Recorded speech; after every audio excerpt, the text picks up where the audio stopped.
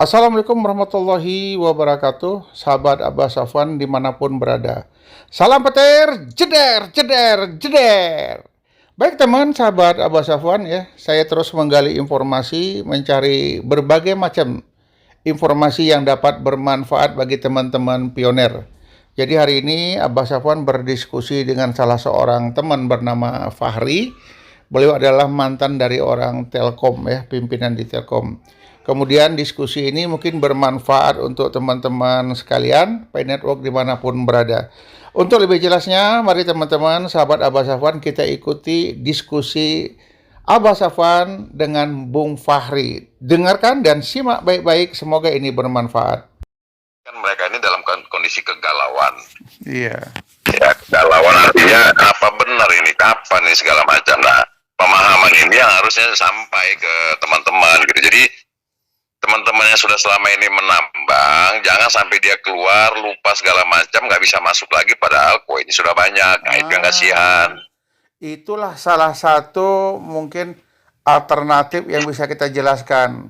Jujur aja, ini yang namanya menambang selama 3 tahun lebih kurang atau 2 tahun, ini memberikan sebuah pengharapan yang luar biasa.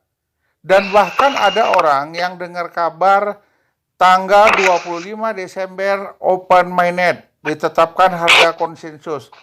Akhirnya mungkin dia dengar pada saat November atau September, nekat kredit mobil, kredit rumah, dan lain sebagainya, dengan harapan nanti itu sebagai alat pembayar. Coba bayangkan kalau dia cara berpikir orang banyak seperti itu, apa yang akan terjadi terhadap kehidupannya? Nah itu makanya kadang-kadang kan teman-teman kan suka gegabah karena mungkin ya ini ekspektasi aja sebenarnya sih. Ekspektasi menjanjikan dengan harga GCP yang begitu besar gitu kan. Mereka punya ada berapa sehingga mereka punya harapan besar dalam waktu dekat keinginan mereka bisa terwujud. Itu hal yang manusiawi. Iya. Sebagai manusia yang punya impian, yang punya harapan kan gitu. Betul. Tapi jangan lupa bahwa suatu proses itu memerlukan waktu. Betul. Nah, karena ini adalah bukannya proyek besar, makanya saya bilang tadi bukan proyek besar, ini mega proyek, mungkin super mega proyek. Kenapa?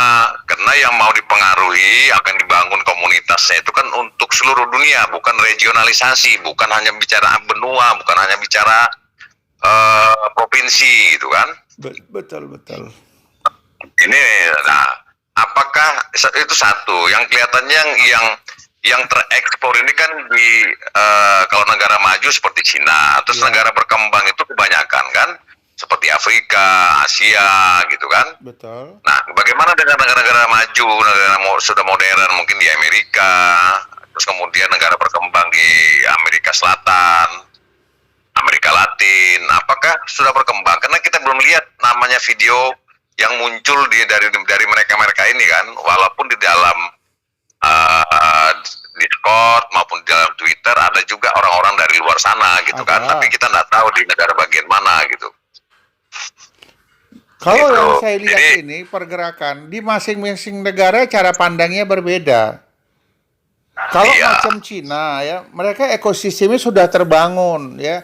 Walaupun belum terlaksana open mainnet secara internasional, tetapi mereka sudah melakukan walaupun kecil, tapi nyata ada yang mereka melakukan ya barter di berbagai daerah lain, di toko-toko, di pusat perbelanjaan. Namun barangnya masih kecil-kecil, tapi mereka sudah membangun ekosistem. Itu yang saya lihat. Karena kalau di Cina itu ada sedikit yang menjadikan men-trigger itu bisa lebih cepat. Ya.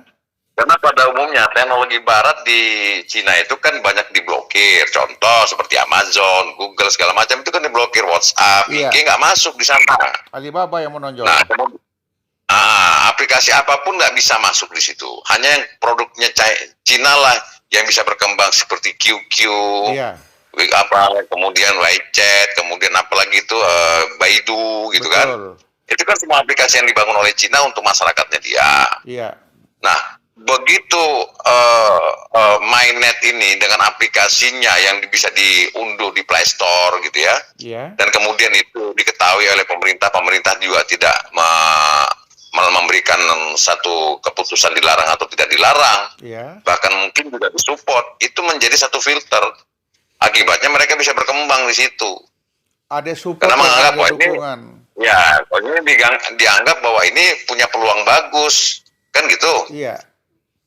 Kemungkinan seperti itu, sehingga masyarakatnya itu langsung bisa menerima, apalagi salah satu pendirinya itu adalah Deng Xiaoping, itu kan orang Chinese sana, orang Tiongkok, kan gitu. Betul. Jadi itu yang menjadi barometer, sehingga dengan jumlah penduduk yang begitu besar, kalau hanya baru cuma 20 juta, itu baru berapa persen, 1% pun nggak sampai, kan gitu. Secara keseluruhan masih kecil, sama juga dengan kita. Iya. Tetapi kalau dibandingkan 40 juta dengan 7 miliar penduduk, kan belum ada apa-apanya gitu loh istilahnya. Betul. Nah, ini yang menjadi parameter menurut Kortim itu, sudah sampai sejauh mana kekuatan komunitas ini bisa mempengaruhi nantinya orang-orang yang belum memahami keberadaan Pak itu sendiri. Iya, itu. Jadi memang influencer itu memang harus ada, tapi kan memerlukan waktu dengan mindset macam-macam. Nah, kalau di reminding sekarang seperti di core itu kan, di reminding jangan sampai kita ketinggalan seperti kejadiannya Ethereum, seperti kejadiannya BTC. Toh ini juga tanpa biaya, apalagi dengan tanpa biayanya orang semakin skeptis. Apa mungkin, kan gitu. Apalagi sekarang orang mengait-kaitkan dengan yang namanya teknologi blockchain itu, harusnya mining itu menggunakan, karena kan perlu ada namanya identifikasi logik di situ. Apakah dengan menggunakan HP juga cukup? Nah, buat orang-orang yang memahami itu mengatakan itu omong kosong semua gitu kan. Padahal sebenarnya yang kita lakukan sekarang itu masih airdropnya. Nah, airdrop inilah nanti yang dikonversikan menjadi koin, kan gitu. Bagaimana koin itu, berapa jumlah yang bisa diambil. Nah, waktu mereka menambang koin aslinya seperti apa ya, kita nggak tahu. Apakah mereka memang menyiapkan infrastruktur yang seperti yang disiapkan oleh Bitcoin, misalnya kan, membuat pabrik, membuat bangun komputer begitu besar. Apakah seperti itu, kita kan nggak tahu. Tapi intinya kalau secara mindset global itu, seorang PSD ya kan juga dia nggak akan bermain-main dengan nama baik. Betul lah, Stanford bukan main-main itu. Makanya apalagi dia menggadaikan nama satu perguruan tinggi yang terkenal di dunia, Stanford University. Mengaitkan lagi dengan Harvard University, dengan Collins University. Nah, itu kan satu hal yang nggak bisa dianggap main-main gitu. Cuma kita ini kadang-kadang kan lebih maju daripada orang, padahal pengetahuan kita masih sedikit. Betul. Nah, membuat satu stigma. Sekarang kemudian orang itu di mana, kan gitu. Nah, tapi oke lah, itu kan orang boleh. Namanya hidup itu kan ada hitam putih, ada setuju sama tidak setuju, kan gitu. Ada yang mendukung, ada yang tidak mendukung. Itu hal yang wajar-wajar saja. Tinggal masalahnya nanti ada saatnya akhirnya mereka harus mengakui. Bahkan kalau perlu pun kita harus mengakui bahwa memang ini halu, kan gitu. Betul. Kalau memang misalnya ini gagal di tengah jalan misalnya. Karena kan masih on progress. Iya. Ya kan? Proyek ini masih berjalan. Apa proyek ini berjalan bisa selesai 100%? Betul. Atau hanya sampai 50% saja dia? Terus stuck berhenti di situ, kan gitu kan? Tapi kalau saya lihat tentang keseriusan daripada Nicholas yang dia dirikan hackathon itu, ini sudah menunjukkan bukti bahwasanya tingkat keseriusannya begitu luar biasa. Dia kumpulkan orang-orang ahli komputer dunia. Kemudian bagaimana cara meretas akun Pen Network, klien bobol. Kuberikan klien hadiah $30.000. Ini kan menunjukkan keseriusannya, dia nggak mau main-main. Pada saat diluncurkan nanti, tidak ada lagi orang yang bisa menghack. Tak ada yang bisa mengacaukan program Pen Network. Dia kan ingin sebuah kepastian. Pada saat diluncurkan, semua akan berjalan normal. Jadi memang butuh waktu, butuh proses. Kemudian dia juga menyiapkan siapa bisnis pengusaha-pengusaha besar yang mau bekerja sama dengan Pen Network. Kalau ini semua sudah terjadi, ya, ekologi terbangun, ekosistem terbangun, utility sudah terbangun, ini launching. Ya, Ya, memang kalau dilihat dari yang sudah digarap sampai saat ini, sampai 2000-an peserta itu kan itu satu hal yang luar biasa. Dan Betul. brand-brandnya itu kan cukup yang bermerek dan menguasai pasar dunia juga seperti Amazon gitu kan. Betul. Nah ya sekarang tinggal kita menyikapi saja gitu kan. Nah makanya kalau yang sampai sejauh ini kita kan belum lihat gambaran di dunia ini negara mana selain Cina yang mempunyai komunitas yang besar. Baik teman, sahabat P Network ya, sementara saya cukupkan sampai di sini dulu.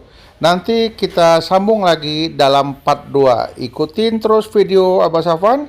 Semoga akan mendapatkan informasi terbaru. Demikian, terima kasih. Assalamualaikum warahmatullahi wabarakatuh. Salam petir, jeder, jeder, jeder.